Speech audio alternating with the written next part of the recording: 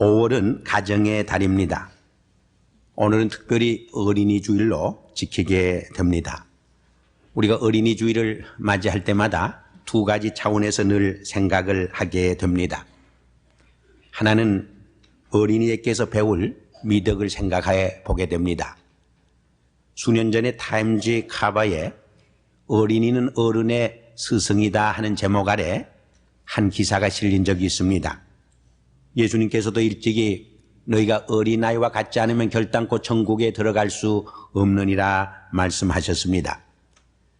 다른 하나는 우리 가정과 교회와 사회에 주신 이 어린이들을 우리가 어떻게 양육하고 교육할 것인가, 이런 문제를 우리가 늘 생각하게 됩니다. 오늘 봉독한 본문 말씀은 삼손이 잉태되고 출생되었을 때 이야기를 기록해 주고 있습니다. 이스라엘 단지파 중에 마노아라고 하는 소박한 농부가 살고 있었습니다. 그들은 아기가 없어서 고심을 하고 있었는데 어느 날 하나님의 사자가 나타나서 아들을 잉태하게 될 것이고 출산하게 될 것을 예언하게 됩니다. 그리고 그 아이는 하나님께 바쳐진 나실인이기 때문에 포도주나 독주를 입에 대게 하지 말고 또 부정하는 것을 입에 대지 않도록 하라, 그렇게 말씀을 합니다. 그 후에 이 마노아 부부는 다시 하나님의 사자를 만나서 우리가 이 아이를 어떻게 기르며 이 아이 앞에서 어떻게 행해야 할 것인가 하는 질문을 던지게 됩니다. 이 무릎은 그 부부의 질문만이 아닙니다. 오늘 우리가 하나님께 물어야 할 가장 중요한 질문이 되어지는 것입니다. 오늘 이 질문처럼 중요한 질문에 문제가 없다, 그렇게 생각할 수가 있습니다. 많은 자녀들이 어려서는 부모를 따라 교회에 열심히 나옵니다. 그러나 한국이나 이민 사회도 보면 얼마 정도 크면은 학교 공부 때문에 그 공부를 핑계로 교회를 점점 떠나가는 모습을 보게 됩니다. 우리 이민교회 통계도 의하면 고등학교 때까지는 부모를 따라서 교회 생활을 어느 정도 하지만은 고등학교를 졸업한 이후부터는 교회를 많이 떠나는 것으로 나타나는 것을 우리가 볼 수가 있습니다. 특별히 믿는 가정의 부모들도 은근히 사회 사람들처럼 공부를 더 중요시하고 교회 나오는 것을 등한시하는 면이 많이 있는 것을 볼 수 있습니다. 그러나 세상 학문이나 기술을 가르치는 것도 중요하지만은 그들에게 올바른 인격을 심어주고 사람된 훈련을 시켜주고 올바른 가치관을 길러준다고 하는 것이 더 중요하다는 것을 우리는 잊지 말아야 할 것입니다. 히틀러의 참모로 있다가 나중에 사형을 당한 괴링은 사형 집행 직전에 유명한 유언을 남겼습니다. 내 딸만은 교회에 잘 다닐 수 있도록만 허락하라, 그렇게 유언했습니다. 비록 부모를 잃어버린다고 할지라도 그가 교회에 나가기만 하면은 정말 훌륭한 인격이 이루어지고 탈선하지 않는 인간이 될 수 있음을 그 부모는 확신했기 때문입니다. 우리 부모는 자녀들이 하나님의 말씀 안에서 성숙한 인격자로 책임적인 존재로 성장할 수 있도록 도와야 할 것입니다. 우리 자녀가 하나님의 것이요 이 사회의 것임을 다시 한번 확인해야 할 것입니다. 우리의 자녀는 우리의 소유물이 아닙니다. 부모의 호기심과 영웅심을 충족시키는 장난감이 아닌 것입니다. 어떤 이가 이 세상에는 네 종류의 사람들이 있다, 그렇게 말했습니다. 하나는 기계를 만드는 사람들입니다. 예를 들어서 기계를 만지는 사람, 예를 들어서 자동차를 운전하고 기계를 우리가 조작하는 것을 말합니다. 두 번째는 기계를 수리하는 사람들입니다. 이것이 기계공들이요 정비사들이라 그렇게 말할 수 있습니다. 세 번째는 띵크탱크인데 기계를 만들어내는 사람입니다. 마지막으로는 가치관을 통해 이 사회를 이끌어가는 사람들이라고 말했습니다. 21세기는 이 사람들의 것입니다. 미래는 이 사람들에 의해서 다스려지게 됩니다. 저는 우리 이민 자녀들이 좀 더 변두리에서 서성거리지 말고 이 주류 사회 메인스트림 속에 참여하기를 바랍니다. 특별히 21세기에는 우리 이민 2세들이 이 사회를 이끌어갈 수 있는 그러한 정말 가치관을 통해서 이 사회를 오히려 이끌어가는 그런 많은 자녀들이 태어나기를 간절히 기도합니다. 요새 교육학에서 IQ 지능지수보다 EQ 감성지수가 우리 인간의 성공과 행복에 더 중요하다는 말을 많이 강조하고 있습니다. 이 EQ란 말은 수년 전에 다니엘 골먼이라고 하는 뉴욕타임즈 기자가 그가 쓴 논문에서 처음 이 말을 발표함으로 유행하기 시작을 했습니다. 우리 인간의 성공과 행복에 IQ가 미치는 영향은 20%에 불과하다는 것입니다. 그리고 인간의 인격 형성과 행복과 성공적인 삶에 가장 큰 영향을 주는 80%는 EQ에 의해서 영향을 받게 된다는 것입니다.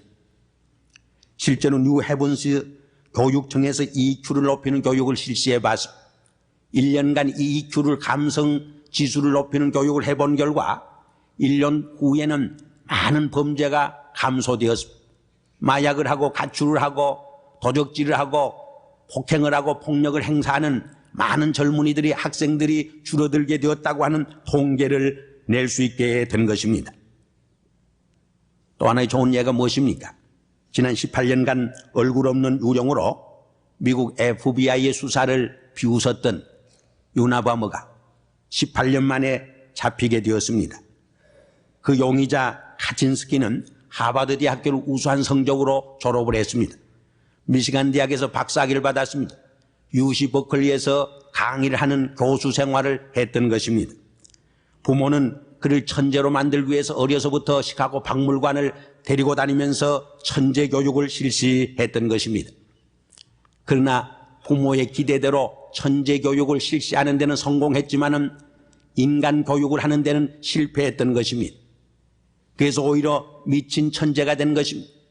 얼마나 파괴적인 역할을 지난 18년 동안 미국 사회에서 하게 되었는지 모릅니다. 우리가 분명히 성경을 읽어봐도 인간의 IQ 교육은 지능 교육은 지성 교육은 큰 도움이 안 될 때가 있습니다. 모세도 바로의 궁전에서 최고 학문을 그 당시 받았습니다. 바울도 가말리엘 문화에서 최고 학문을 받았습니다. 그러나 그 최고 학문으로 그들이 한 것이 무엇입니까? 사람을 죽이는 살인 행위로 끝장을 내게 된 것입니다. 그러나 그들이 하나님의 말씀 속에서 그 인격이 변화되었을 적에 위대한 지도자들이 되고 하나님께 영광을 돌리는 새로운 삶이 시작되는 모습을 우리는 볼 수가 있습니다. 공부 안 했다고 성공 못하고 행복한 삶을 살지 못하는 게 아니에요. 어제 우연히 텔레비를 틀었더니 슐러 목사님의 수정교회 방송이 잠깐 나왔습니다. 그 프로그램에 보면 늘 한 사람씩 인터뷰하는 장면이 있어요. 톰 하킨스라고 하는 사람의 인터뷰가 나왔습니다. 그분은 공부를 전혀 못한 분이에요. 어려서 간과 폐병으로 학교를 못 갔어요. 결혼할 때까지 책을 읽을 수가 없고 글을 쓸 수가 없었습니다. 근데 결혼할 적에 매리지 라이선스에 자기 주소와 이름을 써넣어야 하는데 그때 보면 부인 될 사람에게 들통이 났어요. 그래서 부인이 그것을 다 필랍해 줬어요. 또 부인이 훌륭해요. 내가 글을 가르쳐 줄 테니까 염려하지 말라고. 그래서 결혼 생활이 시작되었어요. 그런데 최근에 미국에서 10사람의 가장 성공한 비즈니스맨 중에 한 사람이 되었어요. 그래서 자기가 공부하지 못한 것 때문에 미국의 그 문맹 교육을 위해서는 어디든지 다니면서 자기 간증을 하고 도와주고 있는 그런 역할을 합니다. 어제 보니까 수정교회를 위해서 100만 불 헌금을 하는 모습을 제가 지켜봤습니다. 인간의 지성교육이 반드시 행복의 조건이 아니에요. 성공의 조건이 아니에요. 얼마나 인격을 이루고 사람 되느냐, 그것이 더 중요한 삶의 과제인 것을 우리는 잊지 말아야 합니다. 최근 한국에서도 이 자녀 교육 문제가 많은 걱정거리가 되고 있습니다. 점점 세상이 바뀌면서 이 자녀 교육 문제가 얼마나 어려워지고 있는가 하는 것을 실토하고 있습니다. 그래서 많은 새로운 방법을 연구하고 모색하고 있습니다. 그중에 좋은 방법의 하나가 과거엔 가정교사에게 과외 공부를 시켰는데 부모가 직접 과외 공부를 시킬 적에 대화의 기회도 생기고 좋은 릴레이션십도 형성되어서 좋은 효험을 본다, 그런 말을 제가 들었습니다. 또 한국의 교육부가 발행한 사랑이 넘치는 열린 교실이라고 하는 제목 아래 우수한 인성교육의 사례를 싣고 있다고 합니다. 거기 보면 일일 반장제를 실시해 봤더니 아주 효과가 있더라고요. 일일 반장제를 해봤더니 남을 생각하는, 먼저 생각하는 마음이 아이들에게 생기고, 평소에는 늘 소외되고 자기는 쓸모없는 존재라 생각하던 아이가 책임감이 생기고, 그래서 일찍 와서 책상을 줄을 놓기도 하고 칠판을 닦기도 하고 그렇게 달라지는 모습을 볼 수 있었다고 하는 것입니다. 우리 역사적으로 보면 두 개의 교육 방법이 대조적으로 실시된 것을 찾아볼 수가 있습니다. 하나는 스파르타의 군사적 교육, 아주 전투적 교육이요 군사적 교육이었습니다. 온 국가가 결사적으로 달라붙어서 우리의 젊은이들을 군사적으로 훈련을 했던 것입니다. 또 하나는 유대인의 가정교육입니다. 이것은 좀 허술하고 어떤 의미에서는 별로 힘이 없어 보이는 그런 약한 교육처럼 느껴졌던 것입니다. 그런데 놀라운 사실은 스파르타의 그 전투적 교육은 실패하고 말았다. 그러나 좀 엉성하고 힘이 없고 좀 덜 짜여진 교육 같았지만은 오히려 유대인의 가정교육은 성공한 것입니다. 그들이 열강의 틈바구니 속에서 많은 고난을 당하면서도 나라는 망했지만은 그 가정교육을 통해서 그들의 생명이 이어진 것을 우리는 엿볼 수가 있는 것입니다. 이 스파르타는 가정을 포기하고 국가를 선택했습니다. 그러나 이스라엘 백성들은 국가는 오히려 포기할 망정 가정교육은 포기하지 않았던 것입니다. 그런데 역사는 무엇을 우리에게 증명해 주고 있습니까? 가정을 포기했던 스파르타는 역사 속에서 사라졌습니다. 그러나 가정교육을 지탱하고 붙들었던 유대민족은 역사 속에서 오히려 지도력과 빛을 발하고 있는 모습을 우리는 볼 수가 있는 것입니다. 이 점에서 우리는 다시 한번 가정사역의 중요성과 가정교육을 회복해야 할 줄 압니다. 가정은 하나님이 주신 기본적 삶의 터전인 것입니다. 여기서 인격의 틀이 형성되어집니다. 부모는 최초의 자녀를 향한 교육적 모델이 되어지는 것입니다. 가정은 하나님이 제정해 주신 걸작품인 것입니다. 가정을 중심으로 행복한 삶을 누리도록 하나님은 계획하시고 섭리하셨던 것입니다. 그러나 인간의 불순종과 범죄로 인해서 이 가정이 파괴되었습니다. 가정을 상실했습니다. 여기서 인간의 비극이 시작되는 모습을 볼 수가 있습니다. 예수 그리스도의 오심은 어떤 의미에서 가정의 회복을 위한 것이었다, 그렇게 말할 수도 있습니다. 어떤 학자들은 하나님께서 왜 교회를 세워주셨는가? 가정이 실패했기 때문이라고 말합니다. 만일에 가정이 건전하고 가정이 하나님 말씀에 굳게 설 적에 교회를 세워주지 않았을는지 모른다, 그런 말까지 합니다. 그러므로 우리는 가정을 회복할 수 있어야 합니다. 사도 바울은 간수에게 사도행전 16장 31절에서 주 예수를 믿으라, 그리하면 너와 내 집이 구원을 얻으리라 말씀합니다. 우리 가정의 구원을 강조하고 있습니다. 또 디모데전서 5장 8절에서 누구든지 자기 친족, 특별히 자기 가족을 돌보지 않는 자는 믿음을 배반한 자여 불신자보다 더 악한 자니라, 그렇게 경고하고 있습니다. 가정교육의 중요성, 가정사역의 중요성을 우리에게 강조해 주고 있는 것입니다. 이렇게 생각해 볼 때 가정의 회복, 가정의 교육의 회복은 하나님의 명령이요 시대적 요청이요 사회와 국가의 도덕성 회복을 위한 시급한 과제입니다. 한 걸음 더 나가서 기독교 가정 문화를 정착시키고 성숙한 교회가 되기 위한 가장 중요한 프라이오리티 중에 하나인 것을 우리는 여기서 깨닫게 되어집니다.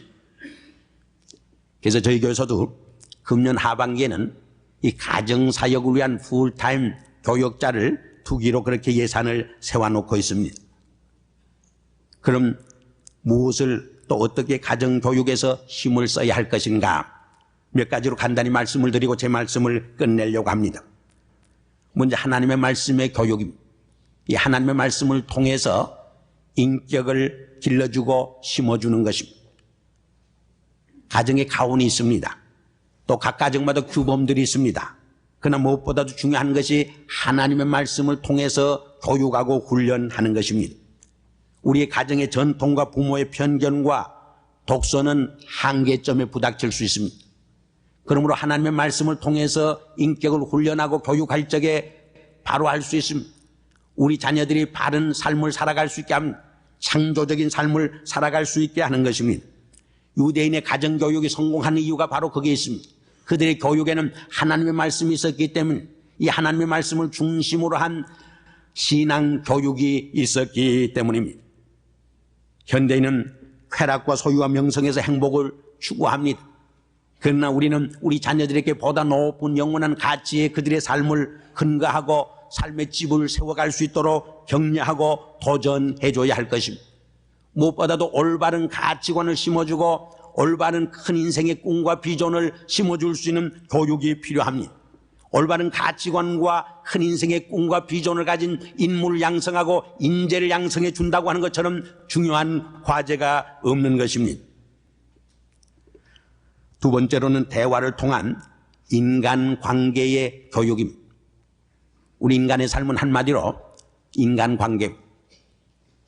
그래서 우리 가정도 대화가 잘 되고 좋은 관계가 이루어질 적에 행복합니다. 우리 인간이 행복하게 살고 성공적으로 사는 비결은 인간관계가 잘 되어야 한다는 것을 우리는 잘 알고 있습니다. 어떤 이가 이브가 아담과 좋은 대화를 통해서 좋은 대화를 충분히 했다면 선악과를 따먹지 않았을 거라 그런 말을 했습니다. 혼자 마음대로 행동하다가 보면 선악과를 따먹는 무서운 범죄에 빠지게 된 것입니다. 오늘 우리 자녀들과 부모 사이에 너무나 대화가 단절되어 있습니다. 언어 때문에도 단절되어 있지만 문화의 차이로 단절되어 있고 생각과 가치관의 차이로 얼마나 단절되어 있는지 알 수 없습니다. 특별히 우리의 식사 시간을 통해서 자녀들과 말씀을 나눈다는 것은 대단히 중요합니다. 유대 백성들은 이 식탁 문화가 대단히 발달되어 있었습니다. 그래서 식사를 하면서 하나님의 말씀을 반드시 나누고 기도하고 경건의 시간을 일상생활로 이어가게 한 것입니다. 종교개혁자 마틴 루터는 이 원리를 누구보다도 잘 알고 깨달은 사람. 그래서 그의 유명한 탁상 공론은 너무나 유명합니다. 그런 그 식탁 시간에 재미있는 이야기를 자녀에게 들려주고 노래를 가르쳐주고 하나님의 말씀을 수여함으로써 이 식사 시간이 가장 즐거운 시간이 되었던 것입니다. 이런 기독교 문화의 전통을 이은 유럽 사람들은 식사가 되게 깁니다. 이태리 사람, 불란서 사람 보면은 한 2시간씩 식사를 해요. 그러나 우리 한국 사람은 성미가 급해서 15분에 식사를 끝냅니다. 또 식사 시간에 이야기를 하면 안 됩니다. 버릇 없는 사람으로 취급을 했습니다. 물론 한국 사람들도 많이 문화가 바뀌고 있습니다. 옛날에 이야기하다 보면 제 몫을 찾아 먹을 수 없기 때문에 이야기하지 말고 얼른 제 몫을 찾아 먹어야 했기 때문인지 모릅니다. 이 식사 시간을 이용해서 좋은 대화를 개발한다는 것처럼 중요한 것이 없습니다. 세 번째로는 가정예배를 통한 공동체 훈련과 하나님을 경험하는 삶을 훈련하는 것입니다. 온 가족이 함께 모여서 기도하고 말씀을 읽고 찬송하고 예배드리는 시간은 온 가족이 정말 함께 뭉쳐질 수 있는 공동체 훈련을 위한 가장 좋은 경건의 시간이 될 수 있습니다. 이중언어 문제가 있는 분은 이중언어의 성경도 있고 이중언어로 된 찬송가도 있습니다. 좋은 교재들도 많이 있습니다. 이런 것들을 이용해서 가정재단을 매일매일 혹은 일주일에 몇 번씩 쌓는다고 하는 것은 얼마나 가정을 경건하게 이끌어가고 공동체 훈련과 그 공동체 훈련을 통해서 하나님을 경험하는 좋은 훈련의 기회가 되어질 수 있는 것입니다. 이제 마지막으로 증인된 삶의 훈련입니다. 궁극적으로 우리 그리스도인의 삶은 그리스도를 증언하는 증인된 삶으로 이어져야 합니다. 이것은 자기의 인격을 성숙한 신앙을 훈련하는 기회도 되고 남을 생각하는 섬김과 전도의 기회도 되어질 수 있다고 하는 점에서 얼마나 중요한 기회가 되는지 알 수 없습니다. 그러나 문제는 이런 것을 우리가 자녀들에게 교육하고 훈련할 적에 어떤 방법을 취하느냐가 대단히 중요한 과제입니다. 교육학자들은 말합니다. 대가지 3가지 방법이 있다고 그래요. 하나는 강제적인 방법이 있습니다. 어린아이들을 걸음걸이 걸을 적에 아예 목덜미를 잡고 막 억지로 걷게 하는 부모가 있습니다. 두 번째는 유도적인 방법입니다. 캔디를 사가지고 요거 준다 해서 유혹해서 유도적으로 가르치는 방법. 세 번째는 자기 스스로 성숙하고 성장하도록 훈련하는 방법입니다. 어느 방법이 좋고 나쁘다고 함부로 말할 수 없습니다. 그러나 분명한 사실은 기계는 공식이 통하지만은 인간은 공식이 통하지 않습니다. A라고 하는 공식이 A라는 사람에게는 통했지만은 B라는 사람에게는 전혀 통하지 않습니다. 그러나 분명히 우리가 말할 수 있는 것은 이 강제적인 방법은 인간을 수동적으로 만듭니다. 창조적인 그 정신을 빼앗아갑니다. 자기 스스로 성장하게 하는 것은 좀 시간이 걸릴 수가 있습니다. 그러나 그로 하여금 책임감과 창조적인 삶을 길러주는데 큰 도움이 되는 것은 틀림없는 것입니다. 교육은 그 민족과 국가의 백년대계입니다. 그 민족의 미래를 약속해 주는 것입니다. 미래를 점치게 하는 것입니다. 미래를 예견해 주는 하나의 일인 것입니다. 오늘 우리 코리안 아메리칸의 미래도 우리 자녀들을 2세들을 어떻게 양육하고 교육하느냐 거기에 달려있는 줄 압니다. 정말 올바른 가치관과 큰 비전과 꿈을 가진 2세들을 기를 적에 우리 민족은 장래가 있습니다. 미래가 있습니다. 희망이 있습니다. 소망이 있을 것입니다. 오늘 어린이 주일을 다시 맞이해서 다시 한번 예수님처럼 우리 자녀들을 건강한 자녀로, 육신적으로만 건강한 것이 아니라 정서적으로 영적으로 건강한 자녀로 길러야 할 것입니다. 예수님처럼 지혜로운 자녀로 길러야 할 것입니다. 지식만 가르치는 것이 아니라 지혜를 가르쳐야 할 것입니다. 올바른 가치관을 가르쳐줘야 할 것입니다. 하나님과 사람들 앞에 사랑과 존경을 받는 인격자로 키워줘야 할 것입니다. 이런 역사가 이 올해 우리 가정과 교회를 통해서 이루어지기를 주의 이름으로 축원합니다. 기도하겠습니다. 아버지 하나님, 어린이 주일을 맞이해서 다시 한번 우리 가정과 교회와 우리 커뮤니티에 주신 자녀들을 생각하고 2세들을 생각해 봅니다.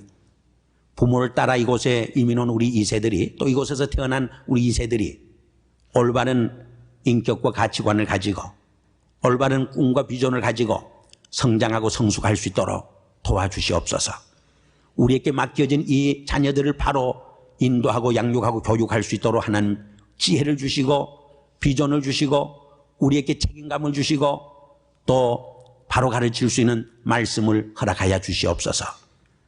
우리 수천 명 학생들을 위해서 수고하는 교사들을 생각합니다. 매주 수고하는, 이름도 없이 빛도 없이 수고하는 많은 교사들 하나님께서 기억해 주시고 위로해 주시고 축복해 주시고 우리 그 자녀들 통해서 위대한 정치가, 위대한 정신적 지도자, 위대한 많은 비즈니스맨들이 배출되고 예술가들이 배출되어서 미국 사회뿐만 아니라 온 인류 사회를 이끌어가는 훌륭한 인물들이 많이 배출될 수 있도록 우리의 후손들을 축복하여 주시옵소서. 예수 그리스도 이름으로 감사하며 기도드리옵나이다. 아멘.